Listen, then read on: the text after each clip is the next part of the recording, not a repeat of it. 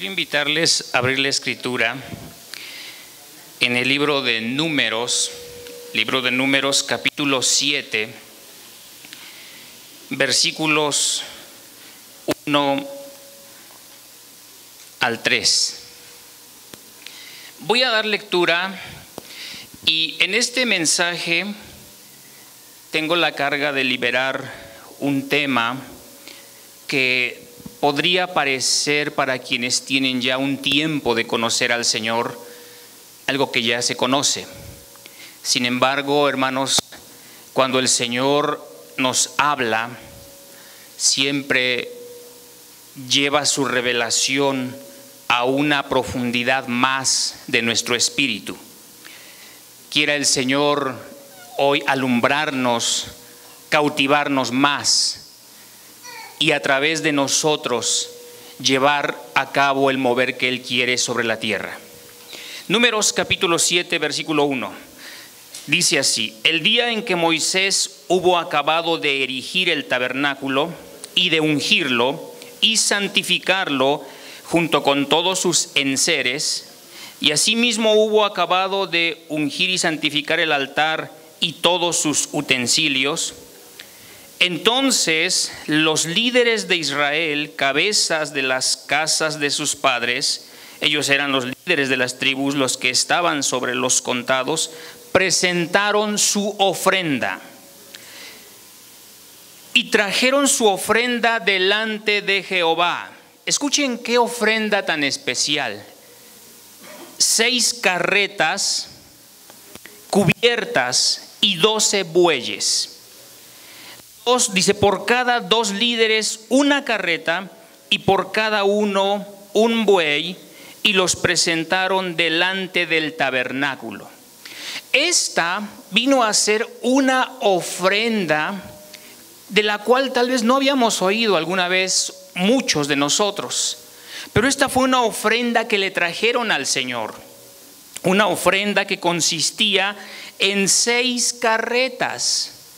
Y tal vez nos preguntamos, bueno, ¿y esas 6 carretas para qué? ¿Por qué se llevó a cabo esta ofrenda? ¿Y cómo es que agradó a Dios que se le entregase cierta ofrenda? Bueno, inicio el mensaje diciendo esto: la ofrenda de las 6 carretas y los 12 bueyes tenía como fin el transporte del tabernáculo y del altar. Moisés había terminado el tabernáculo, ahora este vendría a ser la morada portátil de Dios y necesitaría transportarse.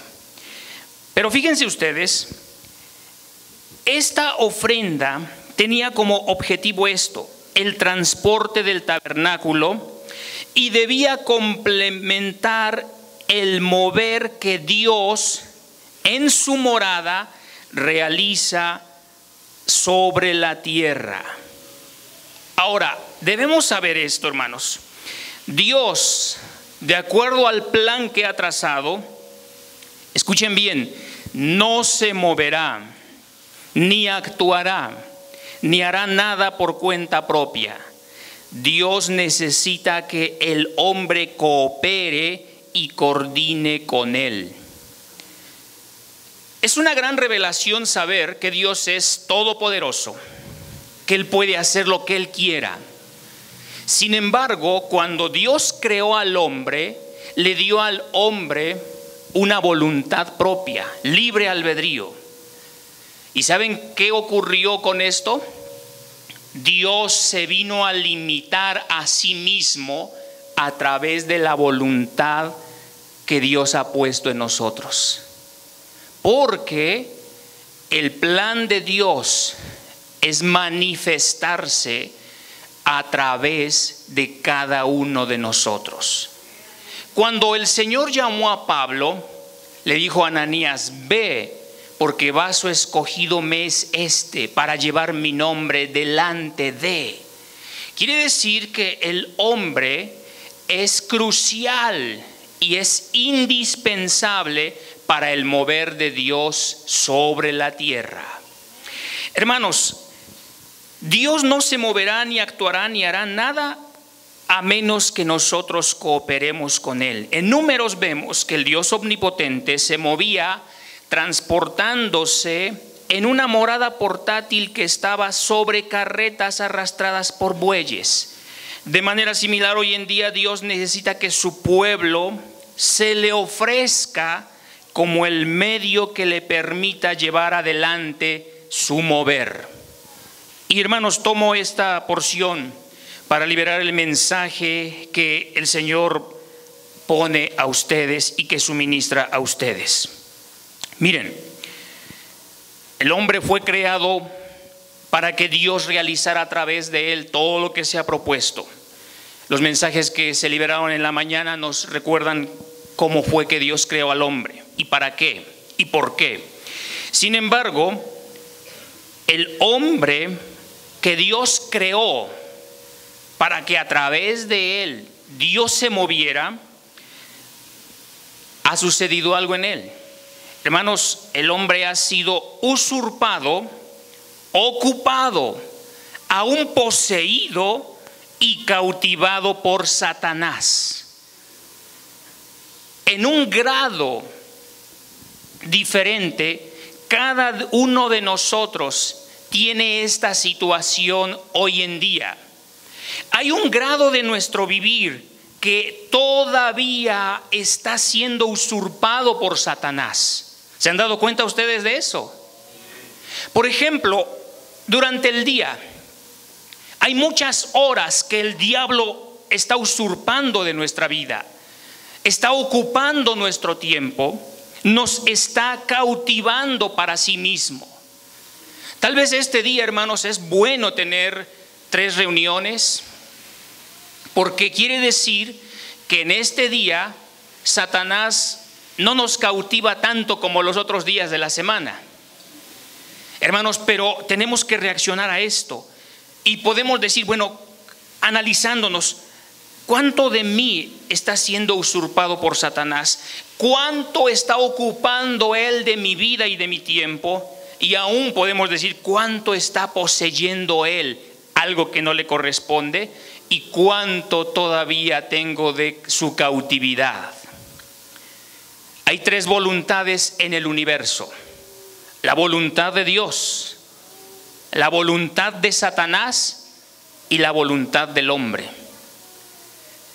Estas son 3 voluntades cruciales. Pero saben ustedes, hoy en día los reflectores del universo caen sobre el hombre. ¿A qué voluntad se une la voluntad del hombre? ¿A la de Satanás o a la de Dios? Voy a mencionar este asunto porque, hermanos, aquí nosotros tenemos una gran participación. Dios se ha limitado a nuestra cooperación. ¿Sabían ustedes eso?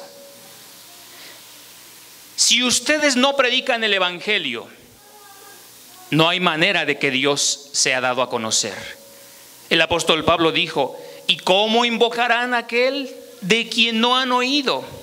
¿Y cómo oirán si un ángel les predica? No, ¿verdad? ¿Cómo oirán si ustedes no predican? ¿Se dan cuenta ustedes de esto? Dios ha dispuesto que la salvación eterna sea compartida por aquellos que ya hemos oído del Señor y hemos creído y hemos recibido. Y ahora quiere Dios que seamos como Pablo, que llevemos este nombre para que otros lo invoquen. Hermanos, así que esta ofrenda todavía está vigente. El mover de Dios depende de mí y depende de ustedes. ¿Sabían eso? Si ustedes se quedan en casa y dicen, hoy no me muevo, Dios ha estacionado ahí con ustedes. ¿Escucharon el mensaje anterior? Dios quiso venir a habitar en nosotros, quiso hacer su morada en nuestros corazones. Si ustedes se mueven, Dios se mueve.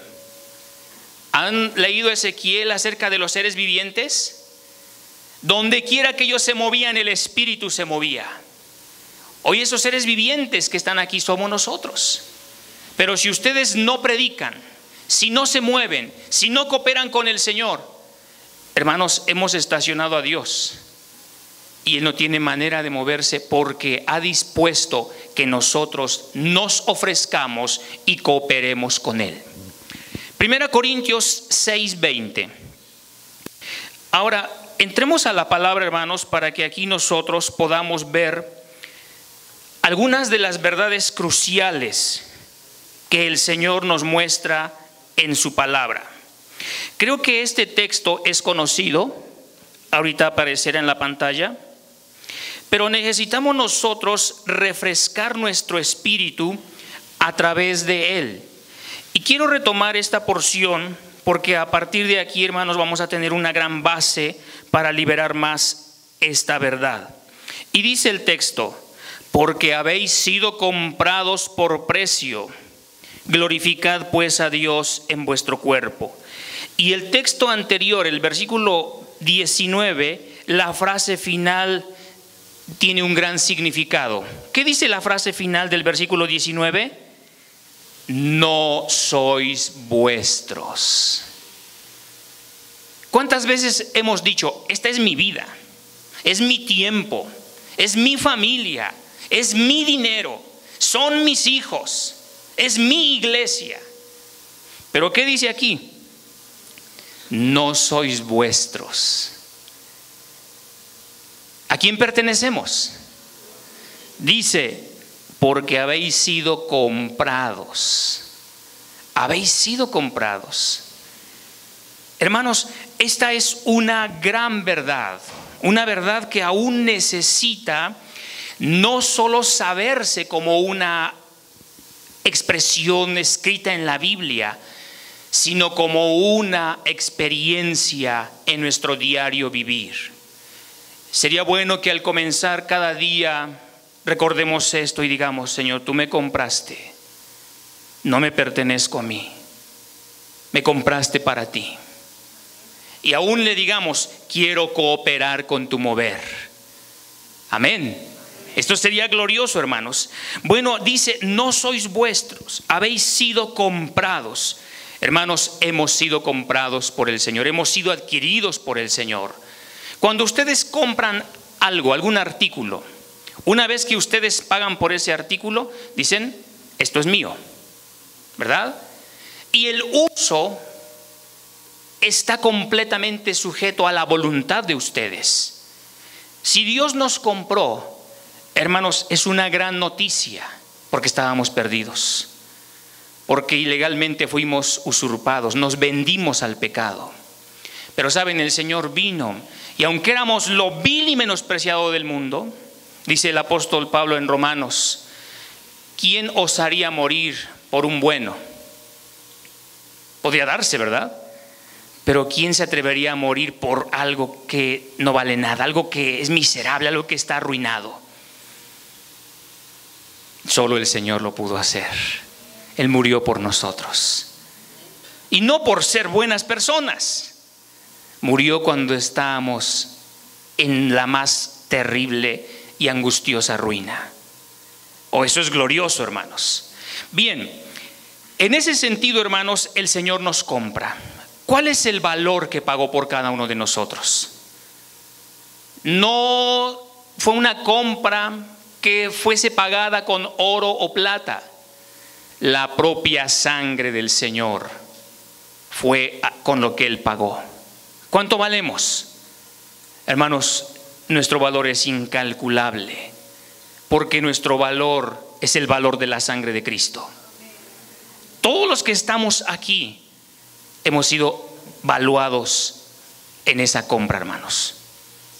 Quiere decir que el Señor, hermanos, ha pagado con su sangre para tener a alguien que coopere con Él. Amén. ¿Queremos nosotros cooperar con el Señor? Bien, ahora vamos a abrir otra porción de la Escritura. Éxodo 21:5. Fíjense que aquí en este capítulo del libro de Éxodo vamos a apreciar un principio que viene a ser, hermanos, también una manera práctica de entender un poco más la consagración a la que el Señor nos llama. Dice el texto así. Les voy a leer desde el versículo 2. Si compras un siervo hebreo, 6 años servirá, mas al 7º saldrá libre sin pagar nada. Si entró solo, solo saldrá. Si tenía mujer, su mujer saldrá con él. Y si su amo le da mujer y ella le da hijos o hijas, la mujer y sus hijos serán del amo. Él saldrá solo. Pero si el siervo dice terminantemente: amo a mi señor, a mi mujer y a mis hijos, y escuchen qué resolución tiene: no saldré libre. ¿Qué significa esto? El Señor nos ha comprado, y así como cuando ustedes pagan por un artículo y este viene a ser su propiedad y pueden hacer ustedes lo que quieran con él, pero algo sucede con nosotros. Dios nos compra, pero Él no compra un objeto. Él compra a una persona que tiene libre albedrío, que tiene voluntad propia. Y saben, aquí ocurre algo grandioso. Aunque Dios nos compró, Él no nos obliga, Él no nos forza, Él nos hace saber su voluntad. Pero aunque Él nos compró, Él todavía respeta nuestra voluntad. No quiero, dice el Señor, está bien. Señor, quiero servirte. El Señor dice: está bien, sírveme. ¿Se dan cuenta de esto? Tenemos aquí un ejemplo. Si compras un siervo, esta ley el Señor la estableció y aún determinó: bueno, una vez comprado solamente te va a servir 7 años. Al 7º debe salir libre y no debe pagarte nada. Y entonces establece: si entró solo, saldrá solo. Pero aquí hay una gran resolución, hermanos, y quisiéramos que hoy en día, después de esta reunión, ustedes también hagan una gran resolución de corazón. Pero si el siervo dice terminantemente: amo a mi Señor, el versículo 5 es un versículo precioso. Si el siervo dice terminantemente: amo a mi Señor, a mi mujer y a mis hijos, no saldré libre. ¿Cuántos quieren ser este siervo, hermanos? ¿Cuántos quieren tomar tal resolución? ¿Saben qué significa esto? El amor es la motivación y el requisito indispensable para servir a Dios, y es además el servicio que el esclavo puede realizar. El Señor Jesús vino a ser el modelo de este siervo. Él amó al Padre. El Padre fue su amo. Él amó a la iglesia. La iglesia es su esposa. Y a todos los creyentes, estos son sus hijos. Motivado por tal amor, Él estuvo dispuesto a ser un esclavo. Todos los que creemos en Cristo le pertenecemos y tenemos la vida del Señor y tenemos el modelo del Señor. Ya el Señor nos compró, pero saben, nuestra voluntad sigue siendo libre. Si ustedes quieren servir al Señor, pueden servir al Señor. Si no quieren servir al Señor, el Señor no los va a obligar. Pero si ustedes aman al Señor y aman a la iglesia y aman a los creyentes, entonces pueden decir: no saldré libre, quiero quedarme contigo. ¿No es precioso esto? Puedes salir libre. El Señor dice: tienes libertad. Si quieres venir, ven, y si no quieres venir, no vengas. Pero si ustedes dicen: amo a mi Señor y a mi mujer y a mis hijos, entonces resuelven esto: no saldré libre. ¿Cuánto alabamos al Señor por aquellos hombres y mujeres que toman esta decisión y dicen: no quiero salir libre, quiero quedarme contigo? Ya fuiste comprado, pero parece que el Señor dice: ¿quieres ser libre? Pero si ustedes por amor dicen: no saldré libre, hermanos, el Señor entonces tendrá alguien con quien poder moverse, a través de quien poder llevar a cabo su propósito en la tierra. Este punto es tan hermoso y, hermanos, es tan crucial. Números capítulo 6, versículo 2. Ahora vamos aquí a tocar, hermanos, otra de las porciones de la Escritura, donde vamos ahora a apreciar, hermanos, algo que viene a ser tan hermoso. Vamos a hablar ahora acerca, número 6:2, el voto que se llevaba a cabo libremente. Se llama aquí el voto nazareo. Número 6:2 dice: habla a los hijos de Israel y diles: cuando un hombre o una mujer haga un voto especial, el voto del nazareo, a fin de apartarse para Jehová. Esto tiene un gran significado, hermanos. Miren, les explico brevemente. En ese tiempo, los sacerdotes no eran voluntarios. Habían sido escogidos por Dios, señalados por Dios, una tribu, una familia, y nadie más tenía acceso al sacerdocio. Si no se pertenecía a la tribu de Leví, a la familia de Aarón, no podían ser sacerdotes. Los únicos sacerdotes eran aquellos que Dios había designado de la familia de Aarón. Si pertenecían a otra familia, no podía entonces ejercer el sacerdocio. Pero saben una cosa, aquí cuando el Señor establece eso, abre una gran oportunidad para todos, sin excepción. Los sacerdotes en ese tiempo eran tales por nacimiento y fueron ordenados por Dios a iniciativa de Dios, mientras que los nazareos se constituían como tales mediante un voto. A través de este voto ellos se apartaban para Dios por iniciativa propia. Esto tiene mucho significado. El voto nazareo requería la iniciativa propia, puesto que Dios antes había ordenado una sola familia, la de Aarón, para que ejerciera el sacerdocio. Los demás quedaban excluidos. Nosotros quedábamos excluidos de tal oportunidad. Pero el voto del nazareato abría las puertas para que todo el pueblo de Dios tuviera la misma oportunidad de entregarse absolutamente a Dios a fin de servirle, ya sea como aquellos que peleaban por sus intereses o como sus sacerdotes. Así es que todo el que quisiera aprovechar por iniciativa propia esta oportunidad para cumplir el propósito de Dios, hermanos, requería la cooperación del hombre de manera voluntaria. Hermanos, aquí hay una cosa interesante. Samuel es uno de los modelos de este voto. Samuel no nació perteneciendo a la tribu de Aarón. Él fue ofrecido a Dios a través de un voto que su madre hizo. Y saben una cosa, en el libro de Samuel podemos encontrar dos cosas importantes. El sacerdocio iniciado por Dios en el hombre, hermanos, llegó a un punto tan degradado en Elí que estaba deshonrando gravemente a Dios. Pero el sacerdocio voluntario que Dios tuvo a través de Samuel vino a cambiar la era.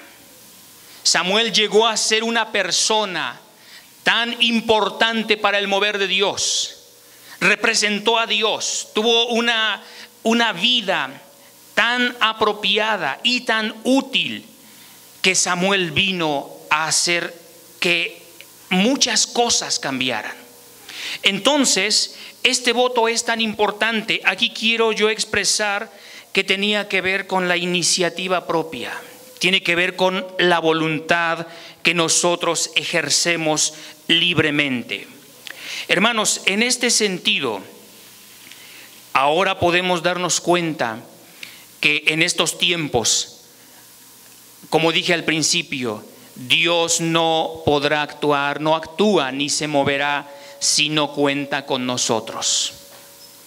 Empecé diciendo y reflexionando que todavía hay una gran proporción de nuestro ser que está siendo usurpada por Satanás. Hay mucho de nuestro tiempo que todavía no está siendo dado a Dios. Sin embargo, hermanos, tenemos la oportunidad de presentarnos ante el Señor y decirle: cumple lo que te has propuesto, quiero cooperar contigo.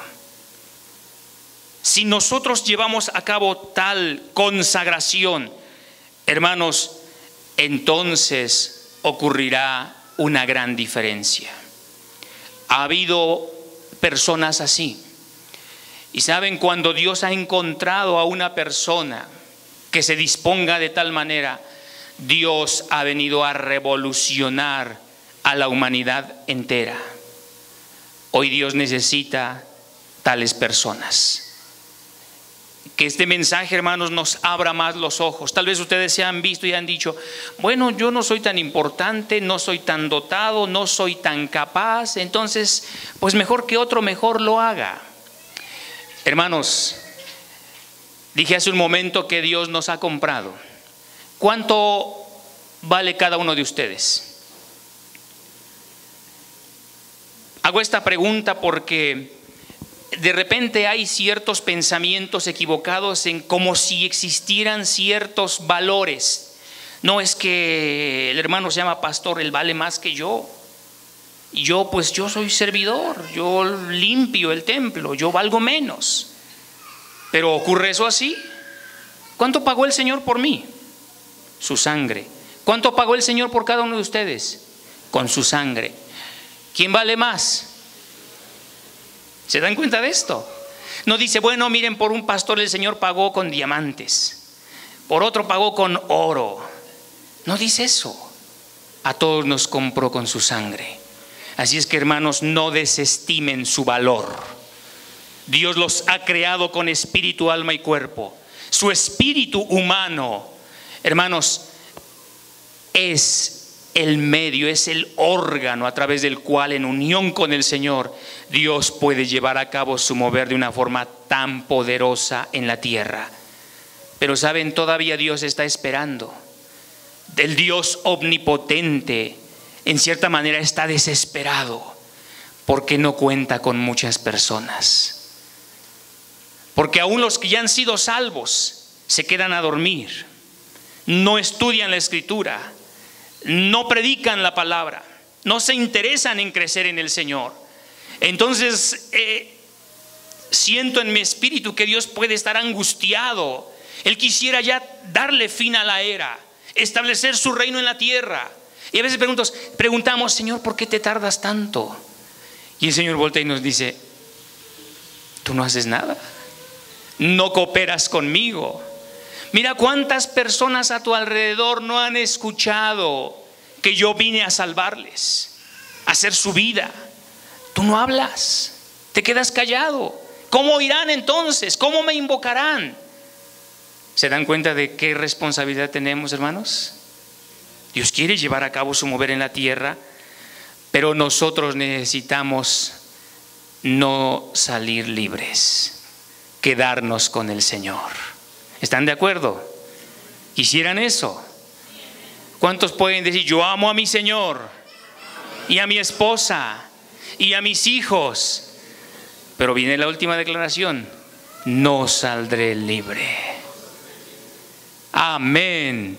Quiere el Señor, hermanos, que esta oración pueda cumplirse en nosotros.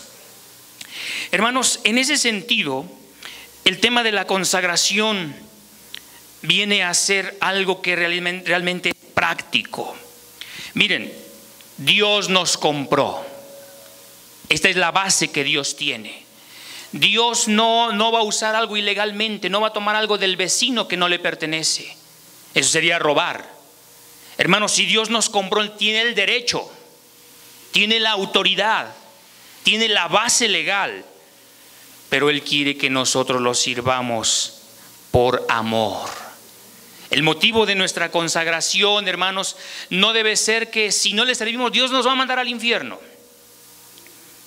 Muchos asustan a las personas así, ¿verdad? ¿Habrá alguien que ame a Satanás? Él es un amo terrible. Él vino para hurtar, matar y destruir. ¿Quién puede amar a alguien así? Bueno, mucha gente no está de acuerdo con él, pero tampoco viene al Señor.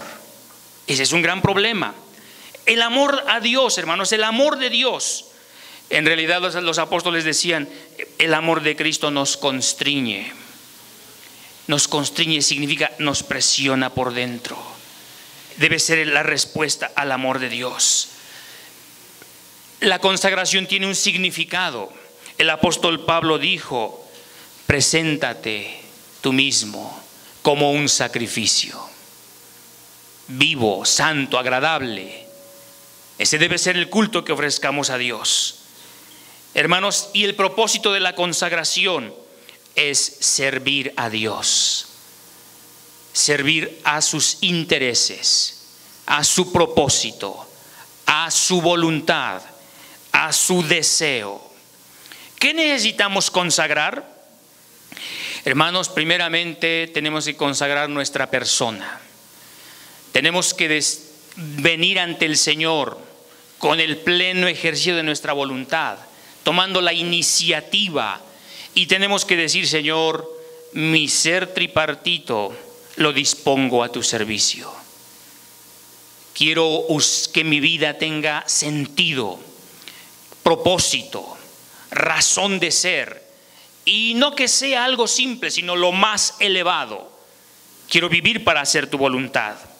También necesitamos consagrar nuestros asuntos, nuestra familia, nuestra economía. Si nosotros consagramos todo al Señor, hermanos, hoy en día existe todavía el temor de consagrar al Señor todo, y muchos hermanos dicen, pero es que si me consagro al Señor y me va mal. ¿Han conocido personas que piensen así? Parece que de una manera misteriosa existe ese pensamiento, y tal vez no es algo que surja de nosotros, sino esa es una voz de Satanás para atemorizarnos y para que ustedes no se consagren al Señor. Dicen, bueno, es que si me consagro al Señor y me enfermo, me va mal. Una ocasión el hermano Ni dijo, bueno, haciendo un ejercicio de reflexión, los que son padres de familia y tienen hijos, ¿castigan a su hijo cuando éste es desobediente? No, ¿verdad? ¿O sí? Sí, ¿verdad? ¿Cuándo castigan a su hijo? ¿Cuando obedece? Si es desobediente, si se porta mal, si los deshonra, ¿lo premian? ¿Cuándo lo castigan? Precisamente cuando ocurre eso negativo. ¿Cuándo están felices con él? ¿Cuándo le sonríen? ¿Cuándo quieren complacer a su hijo? ¿Cuándo lo quieren premiar? Cuando obedece, cuando hay respeto, cuando los honran, o ustedes se sienten orgullosos, este es mi hijo, y lo abrazan y dicen, miren a mi hijo. ¿Qué creen que Dios hará con aquellos que le digan, me consagro a ti? ¿Creen que Dios va a agarrar su espada y va a decir, pues toma? No, hermanos, ese pensamiento Satanás lo ha inyectado en nosotros. Nos ha atemorizado con ese error. En realidad, todos nuestros sufrimientos, y muchas veces vanos, ocurren porque, como dije al principio, porque estamos usurpados por Satanás, porque él nos ha ocupado, nos ha cautivado, nos ha poseído y nos ha alejado de Dios. ¿Cómo puede entonces la bondad de Dios manifestarse? Aún nuestro cuerpo físico se está gastando inútilmente. Y tal vez ustedes dirán, pero ya logré una profesión, pero estoy haciendo dinero, pero ya construí esto. Pero el Señor dijo que todo va a ser probado por fuego, y muchas cosas se van a quemar. Y tal vez nosotros nos hemos empeñado en tantas cosas, y cuando el Señor las pruebe, las va a incendiar y va a quedar solamente cenizas. ¿Y qué valor tienen estas? Pero saben, cuando nosotros edificamos con el Señor y entonces plata, oro y piedras preciosas. Estas el fuego no las va a consumir y estas van a prevalecer. Quiere decir que en nuestra vida o estamos amontonando basura, hojarasca, o estamos laborando por algo precioso, no perecedero, eterno, incorruptible. Esto es algo que proviene del Señor. Hermanos, en este mensaje, tal vez todos nosotros aún somos pasados a prueba, somos examinados. Y bueno, decimos, sí, ciertamente, he cooperado con el Señor un poquito. Del 100%, a lo mejor estoy dando el 5%. De mi tiempo, bueno, pues dicen, cumplo con el Señor, es día domingo, pues voy a la reunión. Entre semana, pues 5 minutos, un ratito de oración, un rato de estudio de la palabra y ya. Hermanos, pero ¿y qué hacemos con todo lo demás? ¿A quién le estamos dando nuestra vida, nuestro tiempo, nuestra atención, nuestras facultades, nuestras fuerzas? ¿Se acuerdan cuál es el primer y gran mandamiento? Amarás al Señor tu Dios. Y hay una palabra que se repite allí: con todo. Todo. No dice 50% de tu corazón, 10% de tus fuerzas, 5% de tu mente. Dice ahí todo. Y cuando nosotros somos confrontados por esto, hermanos, no nos queda más que avergonzarnos y decir: Señor, ese todo en realidad todavía es nada. Hermanos, Dios nos creó con el propósito más alto. Ni siquiera los ángeles tienen este privilegio, solo nosotros. Los ángeles están prestos para la voluntad del Señor. Él manda algo y quisiera pensar que hay tantos voluntarios que quisieran pelear por decir: yo voy. Y nos ven a nosotros. El Señor ve tanta necesidad en Teciutlán de predicar el evangelio, de servirle, y nos ve a nosotros y todos nos decimos: no, pues el hermano, no, yo no. Pues a ver si el hermano, a ver si la hermana. Y luego quienes están ahí sirviendo al Señor dicen: no, pues la hermana viejita, los ancianitos, ya ellos ya no tienen nada que hacer en su casa, pues que vayan a servir a Dios. Y ciertamente llegan a ser muy útiles, hermanos, pero Dios quiere contar con nosotros. Dios quiere contar contigo. ¿Cuántos de ustedes quisieran decir: Señor, hoy traigo mi ofrenda? Señor, he aquí tu carreta, quiero llevarte conmigo. Amén. Y aún podemos decir: Señor, ya no quiero ser libre, ya no. ¿Para qué has usado tu libertad? ¿En qué la has empeñado? ¿O hemos querido ser libres para vivir nuestra vida? Más bien para arruinar nuestra vida, desperdiciarla. Hermanos, entonces estamos haciendo el peor negocio. En Jueces 5:15 hay una frase: grandes resoluciones de corazón. Hubo grandes resoluciones de corazón. Hermanos, existe la voluntad de Dios, también la voluntad de Satanás, pero también la voluntad de ustedes.